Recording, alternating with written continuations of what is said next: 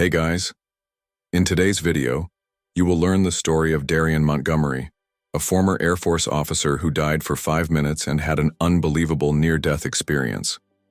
On the other side, he found Jesus, but what he revealed goes against everything religions preach, a powerful message about love, forgiveness, and the true purpose of life.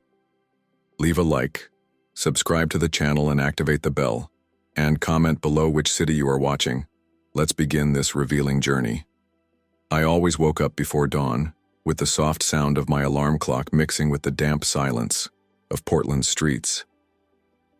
I clearly remember the mornings when the cold air invaded my room, and I, with my eyes still half closed, forced myself to get out of bed to carry out my sacred routine. My day began with rigorous exercise. I ran through the deserted streets of the city, feeling each step echo on the wet asphalt as if the world was witnessing my determination. Upon returning, I prepared a meticulous breakfast where scrambled eggs and whole grain toast mixed with the strong aroma of fresh coffee, while I mentally reviewed the day's commitments. On that particular morning, while the fog still enveloped the city, something strange happened. Halfway through the meal, a sudden tingling ran through my arms and legs, and a slight dizziness set in, making me look around with some uneasiness. It must be the accumulated fatigue, I thought, trying to ignore the signal my body was sending me. But the discomfort persisted, and the environment that had always been so safe and predictable began to feel strange and uncertain. Even so, I got up and headed to the airbase, where every second was timed with military precision. On the way, the accelerated steps and the frenetic rhythm of the streets contrasted with the internal silence that was taking place. Once there, as I crossed the office door, my vision started to blur and I tried to focus on the reports, but the words seemed to dance in front of me. A colleague, noticing my condition, approached with concern. "Darian, are you okay? It seems like something isn't right." I forced a smile and replied with a tone that tried to disguise my anguish. "I'm fine, just a little tired, nothing to worry about." However, at that moment, something inside me announced that that day held something much deeper than simple tiredness. The world around me continued, unresponsive, as I fought to maintain control and ignore the foreboding that crept into each sensation. Shortly after entering the airbase, the feeling of disorientation intensified alarmingly.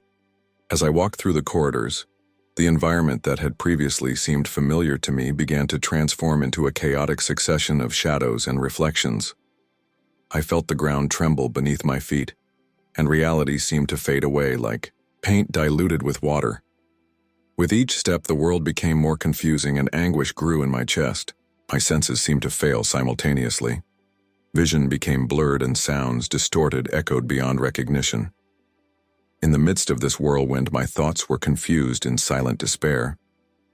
In an instant of mounting terror, I stumbled and fell to my knees, trying desperately to regain my balance. The world around me seemed to move in slow motion, as a feeling of helplessness invaded every fiber of my being. In a mix of panic and disbelief, I tried to scream for help, but my voice gave out before I even got out. "No, this can't be happening," I whispered, as if my words could contain the chaos that was taking place. The feeling that time was slowing down was so intense that every second seemed like an eternity of anguish. As I struggled to compose myself, I saw worried faces approaching, but I couldn't process them clearly. A colleague, whose eyes were filled with concern, approached and extended his hand, but everything seemed distant, as if I were observing the scene from outside. The pressure in my ears, the muffled sound, and the constant buzz of a disintegrating reality made the despair almost palpable. Within moments, my consciousness began to waver, and I felt as if I was being sucked into an endless abyss. Just as my mind seemed about to blank out, a final flash of self-awareness crossed my thoughts, accompanying a feeling of inevitability. My body, once so controlled and disciplined, gave in to the overwhelming force of the unknown, leaving me at the mercy of what came next. Immediately after the overwhelming sensation of collapse, I was quickly transported to an environment that mixed the urgency of medicine with the mystery of the inexplicable. Upon arriving at the hospital, Dr. Ethan Caldwell greeted me with a watchful eye and a calm that contrasted sharply with the internal chaos I was experiencing. "We are doing all the tests possible, Darian," he said in a firm voice, trying to convey reassurance while the medical team worked in perfect coordination. However, even in the face of all the technology and scientific methods, the results of the tests, electrocardiogram, tomography, and blood tests, revealed only one enigma: no sign of an anomaly that would justify the sudden collapse that I had suffered. While the doctors discussed in whispers and exchanged worried glances, the environment was filled with a silence filled with doubts and apprehensions. "We've never seen anything like this before," one of the nurses commented as he adjusted the monitors. I remained in a state of transition between consciousness and darkness, unable to answer the questions that accumulated in my mind. Every word uttered seemed distant, as if echoing from another world, and the confusion about what was happening only deepened. While administering a new serum, I felt intense pain that brought me to the brink of another breakdown. My mind flooded with disconnected thoughts, and in a moment of terror, I realized that reality was unraveling around me.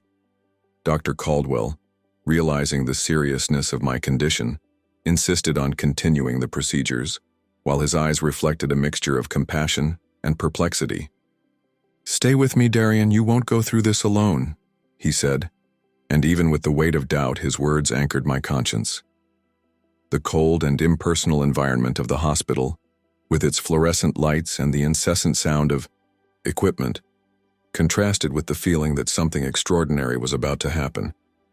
I felt that beyond the limits of medicine, a mysterious force was preparing to take me on a journey that would change my existence forever.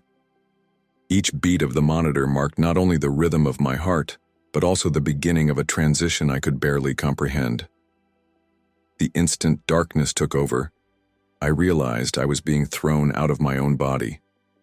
I felt an inexplicable lightness, as if the weight of my thoughts and fears had been lifted. I distinctly remember seeing the scene from a different angle. There I was, lying in the hospital bed, with the machines around me recording each beat of my heart.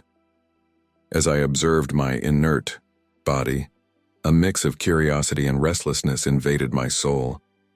"I can't believe it. I'm seeing myself," I murmured in a whisper that seemed to come from another dimension, without actually leaving the place. In this liminal state between consciousness and oblivion, the sounds of the hospital became a distant murmur, as if time had slowed down. I felt each beat of the monitor as if it were a vibration that echoed throughout the universe, and each beat brought me an almost surreal calm. The feeling of being floating, free from pain and limitations, contrasted sharply with the turbulence I had always experienced in my life. It was at that moment that a soft and serene voice invaded my being, even though I couldn't identify its origin. "You are at peace, Darian," said the voice, comforting and at the same time enigmatic, as if it knew all the secrets of existence. Even as I heard these words, I felt helpless, as if I were trapped in an observatory where I myself was the spectator. There were no longer physical barriers, just an immensity of sensations and images that unfolded in front of me. The sight of my body, so fragile and vulnerable, awakened in me an acute awareness that everything I knew was about to transform. It was as if reality, with its immutable laws, was falling apart to make way for something new and unknown. As this transcendent experience took place, a part of me yearned to understand what was occurring. "What is this? Why am I seeing everything from the outside?" I thought. But the answers came in fragments, in a succession of images that mixed with the comforting voice. I didn't know if I was dreaming or if I had been transported to a plane where time and space no longer existed. That state of floating and observation made me question the very nature of reality, while the feeling of peace continued to fill every part of me. Once the floating sensation stabilized, I realized I was being led down a path that seemed to transcend known reality. A tunnel of light formed before me, made up of vibrant, fluid colors that blended together in a hypnotic spectacle. Every step I took, or rather, every impulse that took me forward, was accompanied by an ethereal melody that resonated harmoniously with my being. It was as if an invisible orchestra played a symphony dedicated to my transformation, making each note penetrate my soul and awaken long-dormant feelings. As I walked down this bright corridor, the environment around me seemed to pulse with energy, and the colors transformed every moment, from soft gold to deep blue, going through tones I had never seen before. At times, the intensity of the light was so comforting that I could almost feel its warmth, as if I were being embraced by a blanket of peace. In the midst of this visual and sonic journey, I murmured to myself in an act of trying to understand, what is this place? Where am I? Being taken? However, the answer did not come in words, but in the cadence of the music that seemed to answer each of my doubts with an ineffable calm. Suddenly, a gentle, almost imperceptible breeze seemed to carry with it a delicate aroma, a mixture of jasmine and wet earth after rain, that completed the sensation of being immersed in an environment of pure enchantment. The combination of melody, colors, and that aroma merged into a state of ecstasy that made logic and fear disappear completely. I surrendered to this luminous current, allowing each element to take me deeper into a dimension where time and space lost their meaning. As I continued my journey through the tunnel, there was no longer a distinct I, only an expanding consciousness, taking in all the beauty and serenity. The experience was so intense that for a brief moment, I felt as if I could understand the secrets of the universe, as if every particle of light contained a message of hope and renewal. At the end of the tunnel of light, the darkness gave way to a radiance that seemed to defy all the words he knew. Suddenly, I found myself in a heavenly garden where every leaf, every petal, exuded a serene and comforting energy. The environment was a mosaic of colors that danced gently, and the air exhaled an intoxicating aroma, a mixture of exotic flowers and the freshness of a gentle spring breeze. I walked slowly, feeling the soft earth beneath my feet, while the melody that had accompanied me in the tunnel turned into a comforting and eternal lullaby. It was then that she appeared, a singular figure with an aura that radiated wisdom and compassion, approached with the grace of a being that had existed for millennia. His deep and serene eyes seemed to read every part of my soul, and his voice, soft and welcoming, broke the silence of the garden. "You have arrived, and the peace you seek already lives in your heart." I felt instantly welcomed, as if every word said that all pain and fear would dissolve there. Without hesitation, I asked, my voice shaking with emotion and surprise, "Who are you? Why do you call me that?" She smiled, and in that smile was the promise of a new beginning. "I'm Seraphine," she replied with simplicity and authority at the same time, "and I'm here to show you that love and forgiveness are the paths to true freedom." As we walked side by side, each step was accompanied by visions that unfolded before me, scenes of love, reconciliation, and moments that revealed the intrinsic beauty of each being. She guided me, alternating between moments of silence and words that awakened a deep understanding in me, as if each revelation removed a layer of fear and doubt. "You see, Darian," she said, although I still didn't know if it was appropriate to use my name in this new context, "everything you've known up until now was just a prelude to the awakening of your true self." His words echoed within me, opening doors I never imagined existed. Every sight, every subtle touch of the breeze seemed to connect me to an invisible network of shared feelings and experiences, uniting all beings in a single harmonious dance. I felt that there, in that garden, the barriers between the physical and the spiritual dissolved, and the purest truth of existence revealed itself, full of love, hope, and the promise of a new beginning. Next to Seraphine, with each step through the celestial garden, her words echoed like ancient secrets, awakening in me a transformation that I never imagined. With each new glimpse, scenes from my childhood merged with moments of deep pain and, simultaneously, of hope. Pausing, she stopped before a great oak, whose leaves seemed to whisper stories of ages past, and said, "Darian, see how every moment of your life, even the darkest, has prepared you for this moment. Everything fits together, and the love you seek has always been there." His words penetrated my heart, and a wave of emotion invaded me, making me relive every moment of suffering and overcoming with a new meaning. As we walked, the visions intensified. In a flash, I saw images of people helping each other, small gestures of compassion that created big changes, and I heard her soft voice saying, "Forgiveness, both of others and of yourself, is the key that frees the soul. When you forgive yourself, you make room for unconditional love." The impact of the message was so strong that tears began to flow, washing away the marks of skepticism that had shaped my existence for so long. Seraphine then touched my shoulder, with an almost imperceptible gentleness, and in that touch I felt as if every wound from the past healed, replaced by a peace I had never known. "You have always been more than the rigidity of your discipline and the coldness of logic. Within you there is a light waiting to shine," she said, as the room around us filled with colors that pulsed in rhythm with my new understanding. In a barely audible whisper, I confessed, "I never believed something like this could happen to me. I've always lived trapped in a soulless routine with no room for vulnerability." She smiled tenderly, responding, "True strength lies in vulnerability, Darian. By opening your heart to the unknown, you become capable of loving without reservation and transforming not only your life, but the lives of those who cross your path."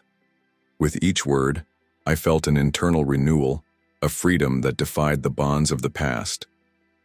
In that instant, I realized that I was being reborn, leaving behind a limited existence, ready to embrace the immensity of love and compassion that now pulsed within me. After meeting Seraphine, an inexplicable feeling of tranquility and renewal began to dissipate, giving way to a cold and strident reality. Suddenly I realized that an invisible force was pulling me back. It was as if every fragment of light and color condensed into a whirlpool that dragged me back into the physical world. The familiar sound of monitors and the steady hum of medical equipment returned, but now with an intensity that contrasted with the serenity I had experienced. I felt as if my body, which had previously rested gently on the hospital bed, was calling out to me, demanding that I return to its palpable form. As my spirit fought this pull, I heard anxious voices and the tinkling of instruments around me. "Darian, we are seeing signs of return," Dr. Caldwell exclaimed with a mixture of relief and urgency. For a moment I felt an internal resistance, as if a part of me wanted to remain in that realm of light and peace, far from the pain and limitations of earthly existence. However, the weight of my body and the heat of the hands that held me firmly pulled me back. A nurse with a tender and concerned look murmured, "You're going to be okay, we're here with you." The return process was marked by a sense of turbulent transition. Vibrant colors gave way to the pallor of the hospital walls, and the ethereal melody was replaced by the mechanical rhythm of medical equipment. Each beat of the monitor felt like a countdown to the full resumption of my consciousness. For a brief moment, the memory of that heavenly garden and Seraphine's words mixed with the sound of the devices, creating a confusing mosaic of emotions and sensations. I felt a sharp pain, a physical discomfort that reminded me of the fragility of my body, and a wave of nostalgia for everything I had experienced, as if I were being pulled out of a deep dream. As my eyes slowly opened, the light from the hospital flooded my field of vision, and Dr. Caldwell's voice echoed softly, "You're back, Darian. Your vitals are stabilizing." Upon hearing these words, I felt a mixture of relief and regret. Relief at being back, but regret at having to leave that universe of discoveries and inner peace behind. Even now, as the hospital environment tightened around me, a part of me remained connected to those visions and the promise of a rebirth I would never forget. After leaving the hospital environment, I felt that the real battle was just beginning. Amidst the crowd of familiar faces and the constant routine that previously dictated each movement, a persistent restlessness compelled me to seek answers to the transformation I had experienced. Lydia Winters, my longtime friend, has become a beacon in this new reality. In a chance meeting in a cozy Portland cafe, she looked at me with eyes full of understanding and said, "Darian, you've changed in ways that transcend any logical explanation. Maybe it's time to let go of what limited you. His words echoed in me, awakening an uncontrollable desire to explore every trace of my new essence. The following days were marked by an intense journey of self-knowledge. I sought refuge in libraries and meditation centers, where each silent room seemed to whisper ancient secrets. One rainy afternoon during a meditation session in an almost deserted park, I met an old monk who, in a calm, slow voice, said, "The path to transformation begins when you accept vulnerability as your greatest strength." That statement awakened in me a feeling of relief and, at the same time, a latent fear of abandoning the rigid structures of my former military life. However, not everyone was ready to understand the change I had experienced. Marcus Reed, a former colleague who had always valued logic and order, confronted me at a meeting of former officers. "You can't just renounce reason because of a hallucination, Darian. Military life doesn't allow for illusions." I, with a calm tone, replied, "Marcus, this is not an illusion but an awakening. The experience I lived showed me that there are truths that science cannot explain." This heated exchange revealed the division between those who feared the new and those who sought inner freedom. Amid these challenges, I began practicing yoga and meditation regularly, integrating the techniques I had learned in moments of deep introspection. Each morning turned into a ritual where inner silence helped me reconnect with the peace I felt in the heavenly garden. Little by little, the journey revealed to me that, to achieve true freedom, it was necessary to embrace both reason and the mystery of the universe. This incessant search for self-knowledge transformed not only my perception of life, but also my way of acting, leading me to engage in voluntary activities and share my experience, even if with skepticism, to inspire others to discover their own light. After leaving the hospital environment, I felt that the real battle was just beginning. Amidst the crowd of familiar faces and the constant routine that previously dictated each movement, a persistent restlessness compelled me to seek answers to the transformation I had experienced. Lydia Winters, my longtime friend, has become a beacon in this new reality. In a chance meeting in a cozy Portland cafe, she looked at me with eyes full of understanding and said, "Darian, you've changed in ways that transcend any logical explanation. Maybe it's time to let go of what limited you." His words echoed in me, awakening an uncontrollable desire to explore every trace of my new essence. The following days were marked by an intense journey of self-knowledge.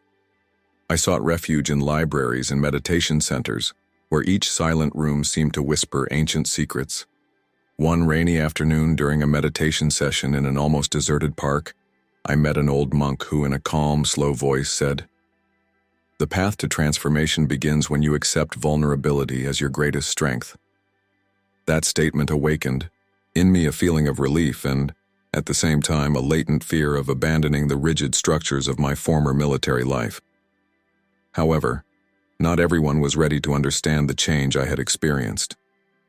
Marcus Reed, a former colleague who had always valued logic and order, confronted me at a meeting of former officers. "You can't just renounce reason because of a hallucination, Darian. Military life doesn't allow for illusions." I, with a calm tone, replied, "Marcus, this is not an illusion but an awakening. The experience I lived showed me that there are truths that science cannot explain." This heated exchange revealed the division between those who feared the new and those who sought inner freedom. Amid these challenges, I began practicing yoga and meditation regularly, integrating the techniques I had learned in moments of deep introspection. Each morning turned into a ritual where inner silence helped me reconnect with the peace I felt in the heavenly garden. Little by little, the journey revealed to me that to achieve true freedom, it was necessary to embrace both reason and the mystery of the universe. This incessant search for self-knowledge transformed not only my perception of life, but also my way of acting, leading me to engage in voluntary activities and share my experience, even if with skepticism, to inspire others to discover their own light. At the end of this entire journey, a new purpose began to shine brightly within me. Amid the calm that followed the return to reality, I realized that the rebirth I experienced was not just an ephemeral experience. but the seed of a definitive transformation. When talking to Lydia, who was now becoming not just a friend, but a spiritual guide, she said, "Darian, what you've been through is a calling to live authentically, spreading this light you've discovered." These words echoed in my heart and pushed me to embrace a path of compassion, where every gesture, no matter how small, could illuminate the darkness in someone's life. I then decided to dedicate my days to helping others. In encounters with people searching for answers, I found relief and inspiration in sharing my story, even though many still clung to skepticism. During a talk at a Portland community center, as he shakily recounted the details of that awakening, a man approached and said, "Your words touched me deeply, Darian. I feel that, like you, I can find new meaning in my life." These moments, full of empathy and connection, reinforced in me the certainty that there was a greater mission: to be a messenger of transformation, showing that the union between reason and spirituality is the key to overcoming adversity. At the same time, I dedicated myself to integrating practices that kept the connection with the universe I experienced alive. Every morning, before the sun even rose, I found myself in silence meditating on the lessons of the celestial garden and remembering every word of Seraphine, who seemed to guide me through an ancient wisdom. Each breath was a reminder that vulnerability is actually an inexhaustible source of strength. And as the challenges of the physical world arose, I faced them with a heart full of gratitude, aware that each day was a new opportunity to spread love and compassion. Today, living this new reality, I feel truly complete. My mission is clear: to transform pain and suffering into hope and light, inspiring others to follow their own paths of rebirth.